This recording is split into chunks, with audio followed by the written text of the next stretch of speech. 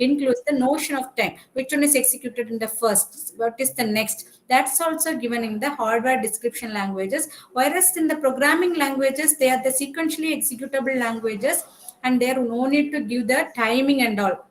Automatically in a sequential manner that they will be executed.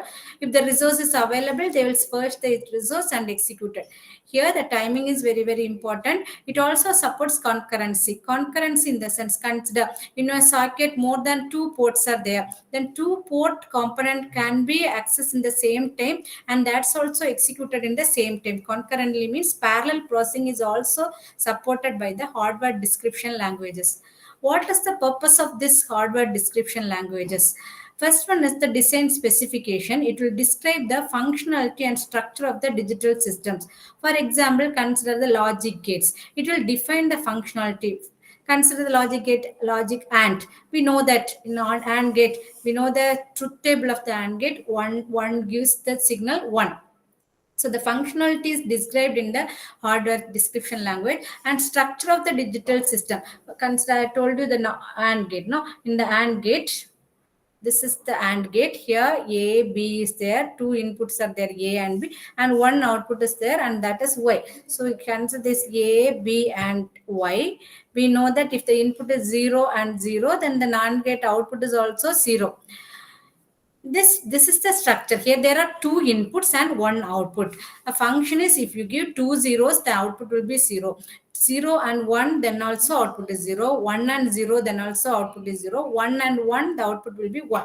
That is the functionality of the AND gate. That is 0 0 is 0, 0 1 is 0, 1 0 is 0, and 1 1 is also 1. So this is the functionality, function of the AND gate. And structure, this picture is called as the structure. These things are given by the hardware description language. Then simulation, the same thing is simulated by the simulator. It's checked whether if you are designing the circuit like this one, whether it works correspondingly in a correct manner or not. That is simulated and tested with the help of the simulators. And finally, that hardware is fabricated. Without the operation and the functionality, if you fabricate the hardware, after sometimes if you are finding that is error, it's very much difficult to reconstruct that as it is the hardware. The cost will also increase. To avoid that, first design the functionality, design the structure, and then test the software. If it is fine, if it is working in a proper manner, then you design the hardware component. That is the purpose of the hardware description languages.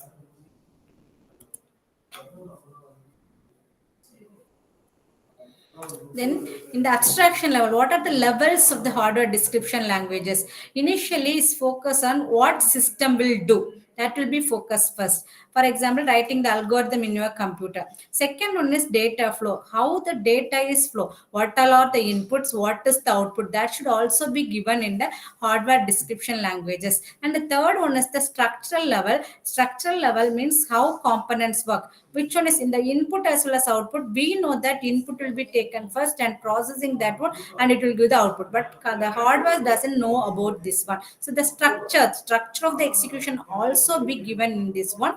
And the structural level, it describes how components are interconnected. And the last level is the physical level. Build the exact layout. These are the levels of hardware description languages. First one is behavior. Should specify the behavior of the network, what the circuit is going to do. Second one is data flow level. Here identify the flow of data, what all are the inputs and what is the output. And third one is the structural device, how the components are interconnected and in which manner you want the output. Fourth one is the physical level. Actual implementation is called as the physical level. Commonly used hardware description languages are VHDL, Verilog, System Verilog, and Chisel. In our class, we'll discuss about VHDL, Verilog, System Verilog, and the Chisel. Today, we'll see about the VHDL language. It was developed in the years 1980 and strongly type supports concurrently. That is, more than one port can be worked parallelly by using this VHDL design, and it's often used in academia and industry. And the next one is the Verilog. The Verilog was created in the year 1984. It's almost simpler than this VHDL. and widely it's used in FPGA and ASIC designs. That's chip on chips and circuitry design. We are going for this Verilog. System Verilog is the extension of the Verilog, and it contains some advanced verification code. Modern HTML languages are based on the Scala. We have written this one, and that's in Chisel. Verilog is almost similar that of the C language, whereas VHDL is almost same as that of the Ada language. It was developed first. VHDL stands for Very High Speed Integrated Circuit Hardware Description Language. It's from the name itself, we identify this is used to design the very high speed integration circuits. In our class, we'll discuss about the basic level of VHDL, and it's strongly typed and very deterministic kind of languages, mostly used in the field of digital design. Uh, that is the gate arrays and application specific integrated circuits. It uses processes for modeling concurrency, each process model one component at a time, and parallelly it can be operated. Most complex component can also be designed with the help of this VHDL. Before writing this VHDL code, you must know the structure of the VHDL code.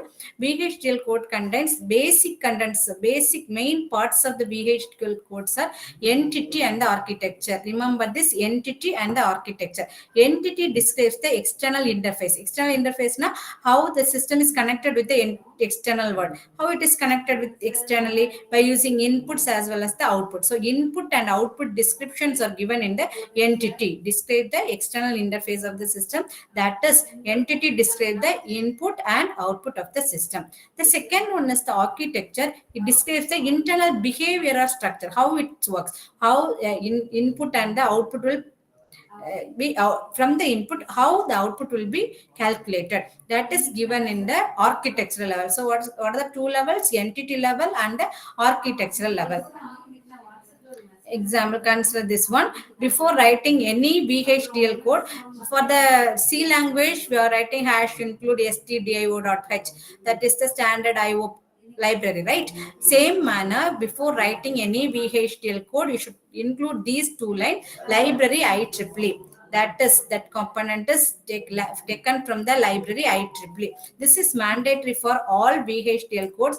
Library is IEEE, and use IEEE standard logic 1164. This logic is used in the VHDL. There are so many logics and standard logics are there in IEEE library. We are using standard logic 1164 all. So before writing any VHDL program, you write library IEEE and use IEEE dot standard logic underscore 1164 dot all. We are extracting all the input output functions. And there are two things already I told you. What are the things? Entity. The first one is the entity. Another one is the architectural declaration. Okay. Entity and architectural declaration, these two are important. Entity gives the details about input output, and the architectural declaration gives the syntax about the structure of the particular design. First one is, this is the general syntax of defining the entity. Entity must be indicated by the keyword entity. So ENTITY, entity gives the keyword. It's common for all kind of program. And now I am going to design the AND gate, right? I told you what are the inputs for my AND gate. Consider A is my input, B is my input, and Y is my output. So input A and B, output is Y.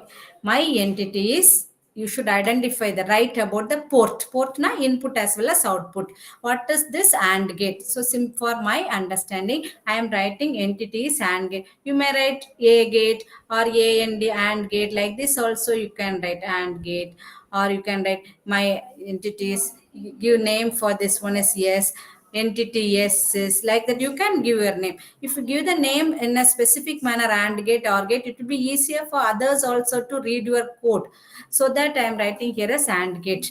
It's not necessary that you should always write AND gate. This is the object. You can give any name for this object. But then on next one is keyword. Here entity and is are the keywords. Entity and gate is. First, entity descriptions, entity declaration. A and B are the input and Y is the output. You should say that A is the input input, B is also the input, and Y is the output. These all are the commands here. This is for understanding purpose. These are the commands. So A is the input. Input can be represented as in the BHDL language. This is the code in the BHDL language. Output can be given as out. So Y equal to out. So there are two inputs. A is the input, B is the input, Y is the output. Next one is the data type. What's the type of data used in the input as well as the output? Here I'm using single bit data. We know that, no? For the AND gate 0, 0, 0. How many bits are there? Only one bit. So we are giving either 1 or 0. Only one bit data is given here. 1, 0, 0, 1, 1. So first one is either 0 or 1. So 1 bit data is given in A. Similarly in B also 0 or 1. Only 1 bit data is given, and Y is the output. Output also either 1 or 0. Only 1 bit. So here all this port information, the data type is bit. A is bit, B is bit, and Y is bit. So this is the port details. What all are the ports available in the AND gate? Complete this one, put semicolon here, and end the entity. Only three entities are there, two internal entities and one external entity. That is what, two input entities and one output entity. I have written that one, and end the entity. End the entity with the entity name. I have defined the entity as AND gate, so I have written as end AND gate. Clear? So the next, this is for entity declaration. The next one is the architecture declaration. Here double line indicates the commands. What are the things that begin with this double dash is the commands. So these are the commands. The next is the architectural declaration. Here also the architecture is mandatory. This is the keyword. Architecture of is the keyword. This is the keyword. I am going to write the behavioral of the AND gate. So I have written as architecture behavioral. Behavioral, you can change this one. You can write behavior, behavioral, anything. Architecture behavioral of. Already we have defined this as AND gate. So here also you call this as AND gate, because I am going to write the behavior of this entity. So of AND gate is also mandatory. Then begin the code, finally end, begin, end. Okay, begin the code, end the code. In between that you should write what you are going to do, and end the, here I am defining the behavior, no? So end the behavior, whatever be the things available here. What is the name variable available here, this should also included here. Begin, end, behavior. In between that, what is my structure, what is the functionality of my AND gate? What's the functionality of my AND gate? A and B, Boolean operation. No, it's performing A and B operation. That's the behavior of the AND gate, and that AND operation is taken, and this is given to the output. So this is the syntax. Y implies this. This one indicates equal to, Y implies A and B. So this one is the architecture. First is entity, then next one is the architecture. Then next we should simulate this one or test this one. After that we can design. Four things are there, no? First entity, then architectural design, then simulation, and then final design. So these are the basic steps involved in the AND gate. The next class we will see how it can be simulated in a circuit design. Can we see this for the next one? This is for the AND gate. Same manner we can write it for the OR gate also. How will you write it for the OR gate? Include the library function, library IEEE, that is standard. Use IEEE dot standard logic 1164.all. Remember one thing, this BHDL is not case sensitive. You can write it in either capital letter, or you may write it in the small letter also. Okay, yeah. So in the entity, first you write the entity, second one is architecture. First I am writing the entity for OR gate. This is for OR gate I am going to write. You know that for the OR gate, what all are the entities? Here also two things, A and B is there, and the output is Y. If 1 and 1, the output will be 1, 0 and 1. This is the truth table for the OR gate. 0 and 1, then this is 1. 1, 0 is also 1, 0, 0 is 0. How many bits are there? A 1 bit, B 1 bit, and Y also 1 bit at a time. So I am writing for entity, OR gate entity. Entity for OR gate is. And I should end the entity also. End the entity with the same name OR gate. Entity or get is end or get. In between that, write the port details. The port details are, give it in the bracket, A, B, and C. A is the input port, B is the input port, and Y is the output port. Okay. And here I'm using, instead of writing in and out, in standard logic. From the standard logic, take the in operation. Already the in operation is in only. So simply I'm writing from the standard logic, in standard logic. Here you can get the bit or in data type is not especially explicitly given. In is taken from standard logic, B also in, and Y is the output. The next is the write the architectural definition. For write the architectural definition, we know that architecture of the name of OR gate is begin and end. End with this OR logic. Y implies A or B. So this is about the entity and architecture. Then next we should simulate this one. How to simulate this one means test this one, or the architecture. We have taken the entity and the architecture, and what you are going to do for this one, we are testing that. For performing the testing, entity test bench is end test bench. You should include these two: entity test bench, end test bench. We are going to test this one. Architecture simulation of test bench is what we are going to check, what we are going to simulate. What for what purpose we are writing this one? We are getting three signals for the simulation. We are getting three signals. What are the signals? Input signal A, B, as well as the output signal Y. For the simulation, we are taking three signals, right? Signals A, B, and Y. What is the data type of this signal? The data type of this signal is bit. Okay, we are writing that we are going to test this one. We are going to test the signal A, B, and Y. The data type of the signal is bit. And next is begin. This is for the simulation purpose or testing purpose. What I am going to do is working of the entity. I am going to test the working of the entity and gate. Okay, working of this entity and gate for the port. What are the ports mapped? What are the ports? A, B, Y. So here I am checking the working of the entity AND gate for the ports A, B, and Y. Then stimulation. Here I begin the operation with this one. And what I am going to check is get the input A as either B, A is 0, 0. This is for the AND gate. So 0 0 1 0 0 1 1 1. These all are my inputs. So take 0 0. Okay, A is 0 or B is 0. This is the acceptable one. What process, what are the things can be accepted, that we are going to test. 0 0 within the time limit of nanosecond 10. This is what called as notion timing. So we can give the waiting time also. Get A, after 10 nanoseconds get B. This is correct. This can done.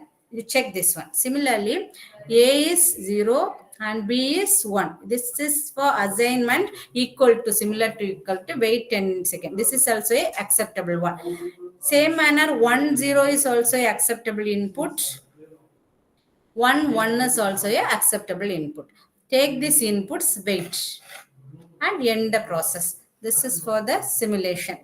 End simulation. We are checking what are the inputs. These all are the inputs. We can accept these inputs. This is for testing the input. Same manner, we can write the code for testing the output and finally design the systems. We'll see these things in the next class.